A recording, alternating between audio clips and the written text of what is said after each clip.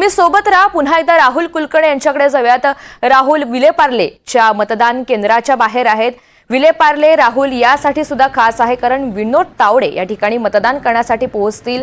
याच ठिकाणी ते मतदान केंद्रावर येणार आहेत आणि कालचा जो दिवस होता तो अत्यंत महत्त्वाचा होता। काल जे काही पालघर विरारमध्ये घडलेलं आहे ते अवघ्या महाराष्ट्रानं पाहिलं, त्यामुळे नक्कीच विशेष म्हणावं लागेल।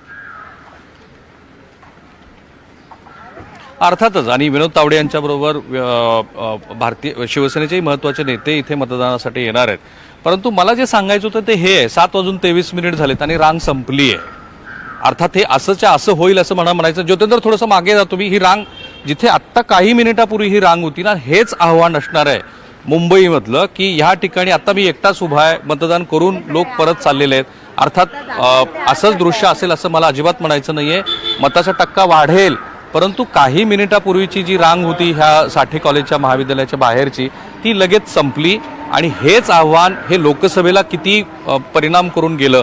कारण आता मतदान करून येत आहेत मंडळी, ज्यांनी इथे रांगा लावल्या होत्या सकाळी 6 वाजल्यापासून ते होते, पण आता ही दृश्य ही वाढवावी लागणार आहेत। राजकीय पक्षाच्या नेत्यांना, कार्यकर्त्यांना पण वाढवावी लागणार आहेत। आता जसं वरुण सरदेसाई इथे थोड्या वेळात मतदानाला येतील, विनोद तावडे येतील, हे चिंताजनक आहे। असं व्हायला नको, कारण ग्रामीण भागामध्ये बघा तुम्ही मतदानासाठीच्या ज्या रांगा आहेत ना त्या साधारणतः 11 वाजेपर्यंत म्हणजे उन्हाची काहिली वाढेपर्यंत असतात। परंतु आता ही दृश्य जर 7:23 असतील तर आपल्याला निश्चितपणे चिंता वाढवणारी आहेत, कारण याचा फटका बसलाय।